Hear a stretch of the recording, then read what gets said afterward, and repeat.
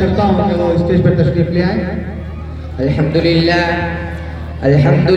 رب العالمین والصلاة والسلام على من لا نبی بعدہ. اما بعد فاعوذ باللہ من الشیطان الرجیم. بسم اللہ الرحمن الرحیم. قل هل يستوي الذين يعلمون والذين لا يعلمون انما يتذكر اولو الالباب. صدق اللہ العظیم. یہ دینی مدرسہ ہے دیکھ مت مشکوک نظروں سے. یہ دینی مدرسہ ہے دیکھ مت مشکوک نظروں سے. برائی سے یہاں تو بچہ بچہ دور رہتا ہے. یہاں دامن پہ کوئی داغ تجھ کو مل نہیں سکتا. یہاں دامن پہ کوئی داغ تجھ کو مل نہیں سکتا. یہاں تو سب کے ماتھے پہ خدا کا نور رہتا ہے. صدر علی وقار و منصفان مکرم و مہمانان محترم اور حاضرین محفل، السلام علیکم ورحمۃ اللہ وبرکاتہ. آج میں آپ حضرات کے سامنے ایک انتہائی حساس موضوع پر کچھ دیر لب کشائی کرنے کی جرات کرنا چاہتا ہوں، اور وہ موضوع مدارس اسلامیہ کی تابندہ تاریخ اور مدارس و مکاتب کی اہمیت و کردار کی ایک جھلک ہے. حضرات، مدارس اسلامیہ کی تاریخ صفحہ نبوی سے وابستہ ہے، اس زمانے سے لے کر آج تک، بلکہ میں اس سے بھی آگے بڑھ کر کہہ دوں کہ قیامت تک قائم ہونے والے تمام مدارس اسلامیہ اسی سلسلۃ الذہب کی ایک اہم کڑی ہے، تو غلط نہ ہوگا.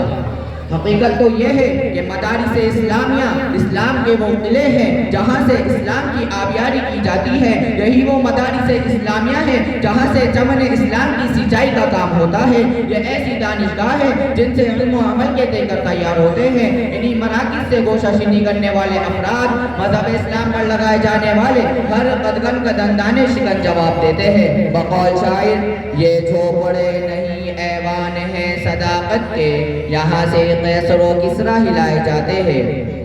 محترم حضرات، اسلام میں مدارس اسلامیہ کے افراد نے ہر دور میں عالم کے امن و امان و سکون کے لیے ایسی عظیم قربانیاں پیش کی ہیں کہ میں اگر پورے عالم کی تاریخ کی جھلکیاں دکھاؤں تو میرے لیے اس مختصر سے وقت میں ناممکن ہوگا.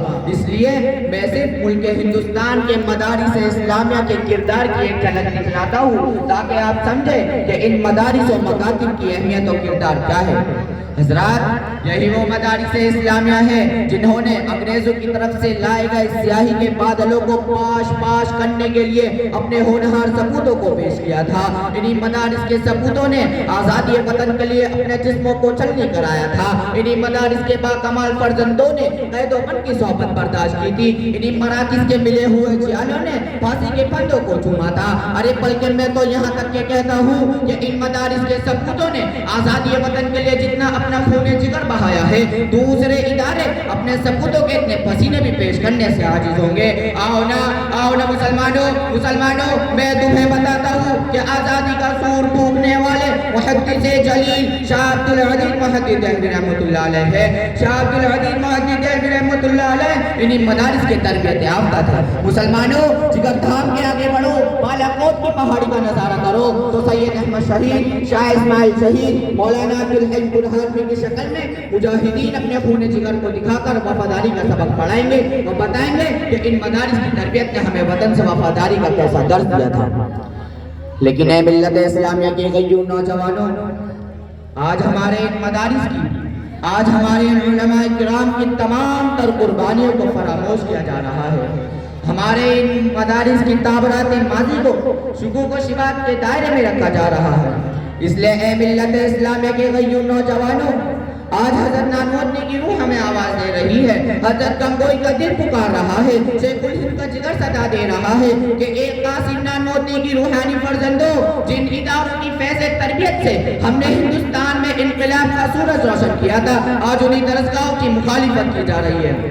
اے ہندوستان کے جیالوں، آج ہمیں مدارس اسلامیہ اور مراکز دینیہ کے تحفظ و بقا کی خاطر پرخار وادیوں میں قدم رکھنا ہوگا، دار و رسم کو چومنا ہوگا، اس لیے کہ یہی اکابر کا طریقہ ہے، یہی اکابر کا دستور ہے، یہی شیخ الہند کی تاریخ ہے، یہی مجاہدین ملت کا کردار ہے، کیونکہ یہ ایسا ویسا مسئلہ نہیں، ایمان کی حفاظت کا مسئلہ ہے، دین کے تحفظ کا مسئلہ ہے، شریعت کی پاک داری کا مسئلہ ہے، رسالت و نبوت کی عزت و آبرو کا مسئلہ ہے۔ مسلمانوں یاد رکھیے، اگر یہ مدارس باقی ہے تو مسلمانوں کا تشخص اور امتیاز باقی ہے، اگر یہ ادارے زندہ ہے تو اسلام کا چراغ روشن ہے، اگر یہ دینی مراکز محفوظ ہے تو ہماری عزت و آبرو محفوظ ہے، اور انہی کے دم سے ہندوستان آباد ہے۔ بلکہ حقیقت تو یہ ہے کہ مدارس کے ہی دم سے ہے یہاں کی آبرو باقی، مدارس کے ہی دم سے ہے یہاں کی آبرو باقی، انہی کے فیض سے ہے ملک میں سرسبز و شادابی۔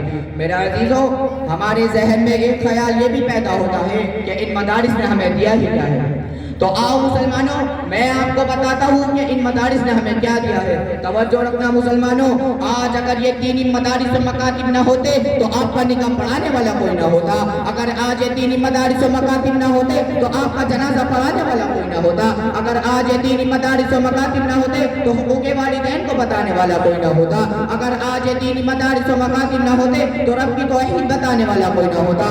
ہاں ہاں، توجہ رکھنا مسلمانوں، آج اگر مسجد میں بیٹھ کر دین کی باتیں کرتے ہیں تو یہ انہیں مدارس و مکاتب کا کردار ہے۔ آج اگر دنیا کے کونے کونے میں تبلیغی جماعت پہنچی ہوئی ہے تو یہ انہیں مدارس و مکاتب کا کردار ہے۔ آج اگر ناموس رسالت کے لیے کوئی لڑتا ہے تو یہ انہیں مدارس و مکاتب کا کردار ہے۔ میں انہیں چند باتوں پر اپنی بات کو تمام کرتا ہوں۔ دعا فرمائیں کہ باری تعالی ہم سب کو مدارس اسلامیہ کی قدر کرنے کی توفیق عطا فرمائیں، آمین یا رب العالمین۔ وآخر دعوانا الحمدللہ رب العالمین۔ السلام علیکم ورحمۃ اللہ وبرکاتہ۔